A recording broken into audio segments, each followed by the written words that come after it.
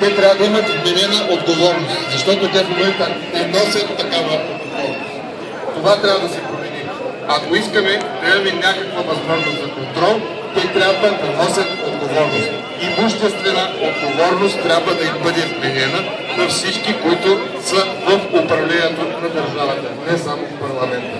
Това според мен е най-важно.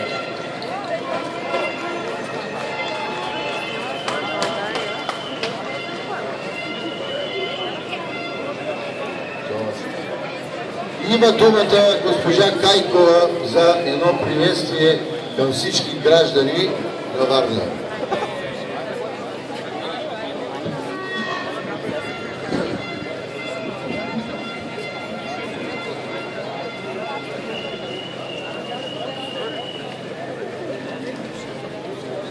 И днес još Балкана, що буря за вашата, спомня този ден бурен, шуми и препраща, славата му дивна, като някой е, от урва на урва и от век на век.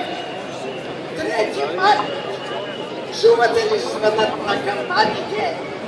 Те и разнасят се народното ликуване, както слънце мартински ден на 1878 година, когато върху картата на Европа се появи отново България. България, съградена от Аспарух и Крум, Симеон и Иван Асен. България, славена от Климент, Черноризец и Евтимий. Една България, толкова унижавана, разсичана и разпепелена от 5-вековното турско робство. България, която преди 135 години заяви на света: аз съществувам 1200 години. Аз бях 5 века родиня. Аз изстрадах всички права, всички земни угрози. Аз платих своето право на живот с най-страшната цена – кръвта на своите синове. Аз не се примирих нито ден с робията. Аз заслужих свободата си, защото тя не дойде даром. Българският народ реши сам да докаже на безпристрастната история, че е допуснала несправедливост. Дълго, много дълго се бори българският народ. Хиляди верни синове дадоха своите кости за родината, за да се прекланяме пред тях и изричаме техните имена. Хайдушките чети на Майорнуш Войвода, Стоян, Бойка и капитан Петко Войвода, Хаджи Димитър, Панайот Хитов, Маковски, Бенковски и Левски. Подвигът на хилядите полковници в Априлско въстание, записали с кръвта си съдбоносните думи: свобода или смърт. А унази прохладна майска вечер на 1876 и тихата песен по Дунава на 200 млади юнаци. Тук се слуша моята воля. Аз съм капитан. Спомнете си тежката зима на 1877 година. Брак Столетов, храбрите опълченци с делата се отбиваха турската згада. Кажете, има ли друг народ да е дал толкова жертви, за да брани свободата си от чужди и наши гости в кавички? Русия дойде и заедно с хашеви опълченци и въстаници ни освободи наполовина от турското робство. По силата на Сан-Стефански мирен договор България беше разпокъсана на няколко парчета късна земя. Великите държави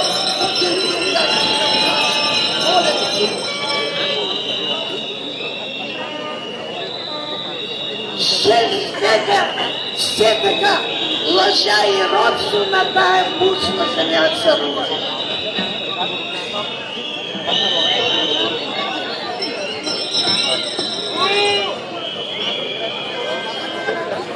Уважаеми върници, преди 2 седмици връчихме декларация на министър-председателя чрез областния управител с 5 искания на варненци. Първото и основното беше за прекратяване договорите с ЕРП-тата и връщане собствеността на държавата. Обявихме готовност за гражданско неподчинение. Минаха 2 седмици от тогава и едва вчера започнаха проверки в ЕРП-тата, но нас никой не ни кани гражданите. Намалението на тарифата на тока, обявено за 1 март, тази година се отложи за 5 март. Ето защо обявяваме гражданско неподчинение от днес 3 март, изразяващо се в неплащане на сметките на ток, и призоваваме всички варненци да подават жалби до Енергопро за преразглеждане на сметките им, докато има такива жалби да не се плаща тока и докато не се преразгледат. Освен това, според специалисти, ако стартира незабавно процедура за пускане на 3 и 4 блок на АЕЦ Козлодуй, ние ще имаме достатъчно ефтин ток за българите и тогава тарифите ще могат да спаднат с 50-60%. Процедурата трябва само 2 месеца. Трябва да се иска от Европейския парламент да се отвори 3 и 4 блок и да се продава на българите ефтин ток, а микса да се изнася за чужбина. Затова моля от днеска да се счита, че Варна обявява гражданско неподчинение и няма да плащат сметки си за то. За да бъдем обаче все пак защитени, всеки, който реши да се реши на тази стъпка, нека да подава жалби. Жалби, може и индивидуални и колективни. До Енергопро няма значение, те в момента са в процес на проверка. И искам да обявя, преди да съм дал думата на другите желаещи да говорят, маршрута за днес. Маршрута ще бъде от тук по 8 Приморски полк до барелефа на Левски, където ще положим венец, тъй като Левски е символ на нашата свобода.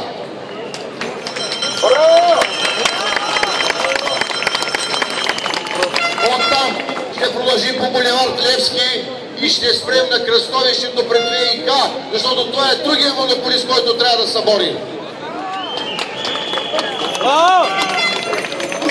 След това ще продължим по Отец Паисий и по булевард Сливница ще се върнем обратно пред общината, за да скандираме пред кметството.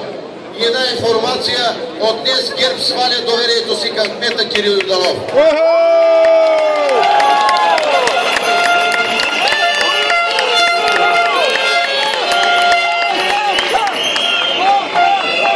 Само искам да призова всички, които искат да говорят, нека да бъдат достатъчно кратки, защото днеска е празник все пак. Празник на свободните българи. И всеки иска да се изкаже, за да това да са кратки, конкретни и пак поздравям всички българи. Честит 3 март на всички! Датата 3 март отбелязва възкресението на един народ, който близо 500 години беше без своя политическа, духовна свобода. Ние трябва да си извоюваме свободата! Свобода! Свобода!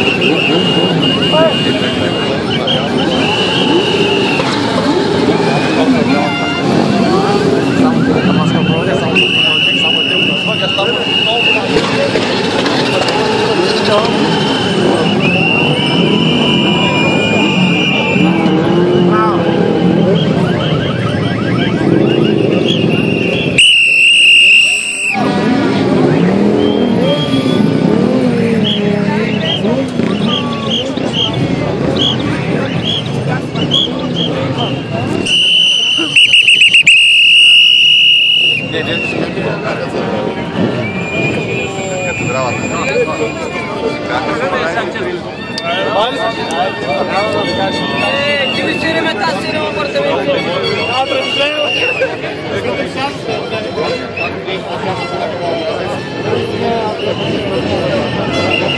Sarebbe quello